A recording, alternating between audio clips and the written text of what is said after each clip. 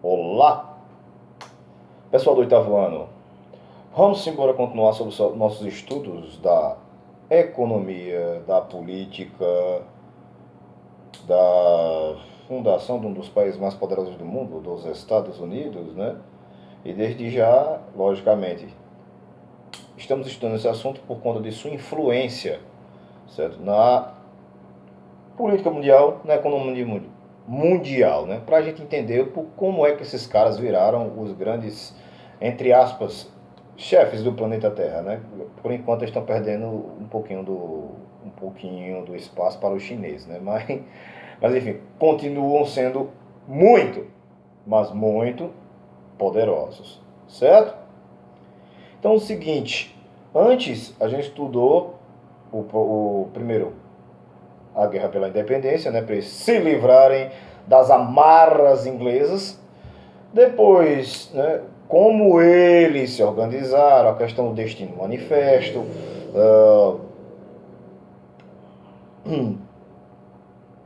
da movimentação deles, a questão do desejo de conquistar o Oeste, de desbravar o Oeste, da marcha para o Oeste. Né, que caso isso aconteceu e desde aí começam as confusões, né, os desentendimentos políticos e financeiros, certo? No caso, a gente pode chamar, essa parte agora de Guerra Civil Americana ou Guerra de Secessão, separação, quebra de contrato, tchau, não quero nem conversar contigo, vou te bloquear no WhatsApp. Então, seguinte, certo? Vamos ler os termos técnicos, né? Foi um conflito contra o Sul, certo? Do Norte contra o Sul, que durou de 1861 a 1865. Resultou na morte de mais de 600 mil pessoas. Digamos, a gente pode dizer que foram 600 mil, mas a gente pode aumentar para umas 900 e poucas mil mortes, né? Esses 600 mil a gente pode colocar como soldados, quem se envolveu direta ou indiretamente com a guerra, tá? E, logicamente, esse conflito vem por conta da ocupação do Sul em alguns territórios que eram de muito interesse para o pessoal do Norte, certo? Vamos a algumas motivações, certo? Eu escrevi aqui no quadro, mas está parecendo mais grego, né? Porque minha letra, você já sabe que não é lá 10, né? Mas eu vou comprar uma caligrafia e vou melhorar meus garranchinhos, beleza? Vamos lá. Seguinte, primeiramente, o Norte. O Norte trabalhava com manufatura, estava, né, também se industrializando. A sua produção era na propriedade agrícola e familiar. E eles eram contra, né, a escravidão. Porque eles eram bonzinhos? Sim. E não. Certo? Porque aquele negócio, se você é escravo, você você não trabalha. Se você não trabalha, você não recebe um salário. Se você não recebe um salário, você não vai comprar a minha. Então, quem sai perdendo, adivinha? It's very simple, my friends. Então, vamos embora. Na questão do Sul, né, a propriedade agrícola, né, tinha o sistema de plantation, ou seja, o latifúndio. Né? Todo mundo trabalha naquela área em uma determinada cultura, ou só algodão, ou só feijão, ou só macaxeira. Tá certo? Trabalho escravo e também eles prezavam pelo livre comércio. Ou seja, se eu estou produzindo, eu quero e posso vender a quem eu quiser. Ao contrário do Norte, que não queria isso, por conta que eles queriam proteger seus negócios. Já que, como é que se diz, eles vendiam por aqui. Né? Então, ou seja, o Sul estava ganhando de 2-1, certo? Se acirrou os ódios, né, se pode dizer assim, do conflito por conta, certo, da conquista da Nebraska e Kansas, né, outros territórios que interessavam aos outros pessoais, né, no caso ao norte. Então os ânimos foram se exaltando, certo? No caso aí, inclusive, começaram a se formar milícias, né? Depois eu vou olhar direitinho. Se eu não me engano, foi o norte que pegou esses estados, essas terras. Então, para ver, né, o seguinte, né, começaram a se formar milícias para ver a questão escravista. Foi nas eleições de 1860. Para ser mais exato, a questão escravista. Você me pergunta, por quê, professor? Veja só, quem ganhou foi Abraham Lincoln. Então, este presidente americano, muito inteligente, muito, né, muito bem vestido, muito gato, só que não. Mas enfim, certo? Ele era abolicionista, então ele queria a liberdade para os escravos. Novamente eu digo, porque ele era bonzinho? Sim. E não, né? Eu já disse há um momento atrás, aquele negócio, eu quero que todo mundo esteja livre, que todo mundo esteja de boa para poder comprar a mim. Não preso no diabo de uma fazenda lá colhendo algodão, que colhesse algodão, mas que fosse assalariado. Entendam aí. Então, vê só, os sulistas, né, eles declaram guerra da secessão a partir de dezembro de 1860. O primeiro estado a seguir os caras foi a Carolina do Sul, sendo o primeiro a proclamar sua secessão, né? Ó, se separa, ó, não quero conversa contigo. Tchau. Beleza? Acabou aqui, ó, te bloqueei já no WhatsApp, não quero mais conversa. Entendeu? No Instagram também. E no Face também. Mas continuando. Então o que é que se sucede?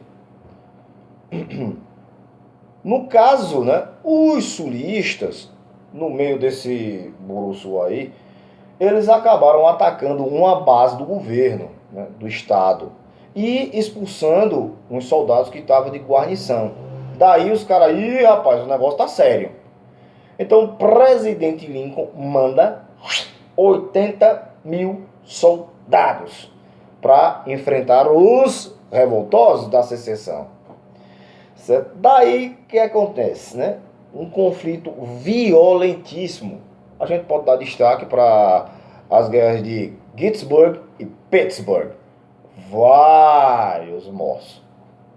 É aquele negócio, né? Porque antes a guerra era o cara voava na titela do outro, dava uma voadora, tome chute na cara, espada aí, espada vinha, e tome tiro. E nessa época os caras começaram a usar o quê? A metralhadora. Daí, pelo motivo, os caras lutarem em guerras de trincheira. Aquelas valas grandonas, que acho que chegava até a 1, 2, 3, 4 quilômetros. Então os caras ficaram escondidos ali, esperando um momento para chegar e atacar os caras. Ou trocando muitos tiros dali, certo? Então, os sulistas, seguinte lhes, com essa lapada de Abraham Lincoln, eles foram derrotados, né, em 1865. Mas não só pelo ataque, mas também tiveram umas estratégias aí. Pessoal, primeiro o embargo econômico, ninguém vende nem compra a eles. Isso já foi enfraquecendo tanto o Estado quanto o Exército, certo? A lei do confisco, ou seja, perdesse o conflito, perdesse o combate, então tuas terras agora me pertencem.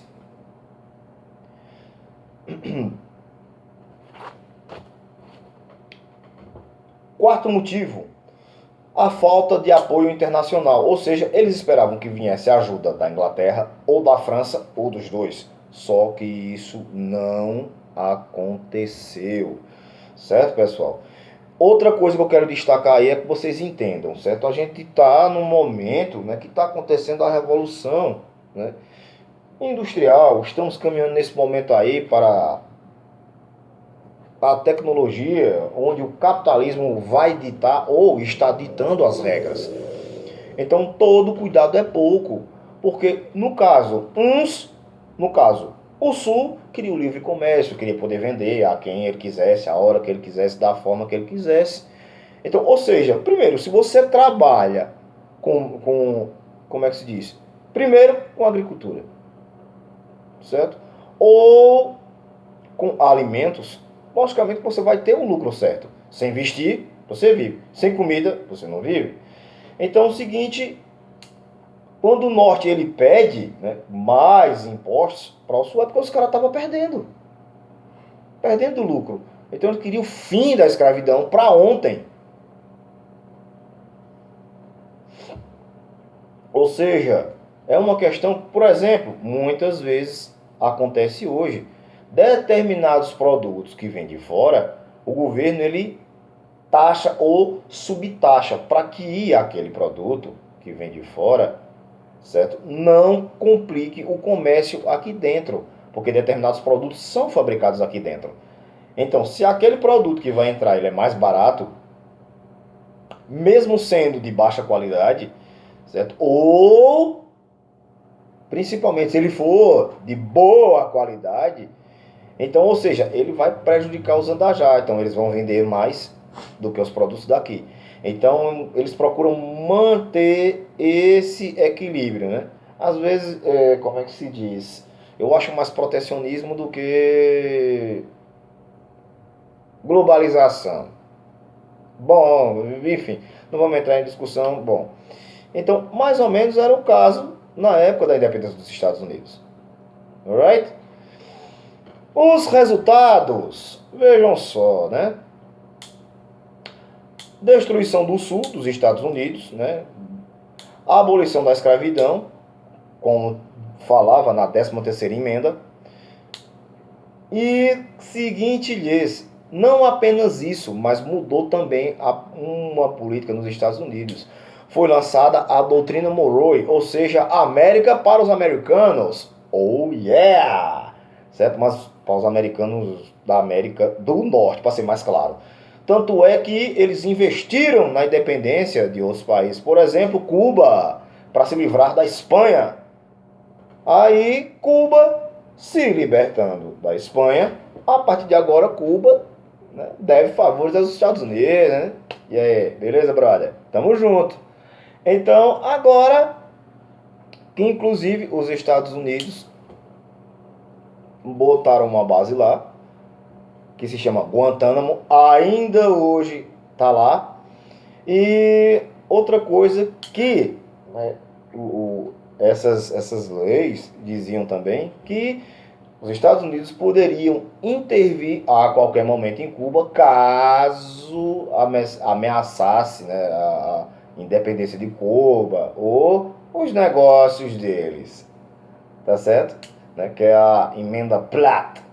Outro negócio que vem daqui a pouco, e a gente vai ver também, certo? Que é o Big Stick, ou seja, né, o grande porrete, ou seja, permitiria que os Estados Unidos interferissem, certo? Na base da porrada, fuzil, metralhadora, canhão, a bagaceira toda, em países que, no caso, atrapalhassem ou que viessem, né, atacar países com quem eles tinham negócio, ou traduzindo, certo?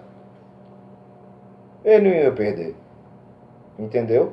Aquele negócio, essas doutrinas, ou seja, é para blindar, proteger, certo? A hegemonia americana, esse sistema imperialista que os Estados Unidos começaram a trilhar, alright? Mas ainda não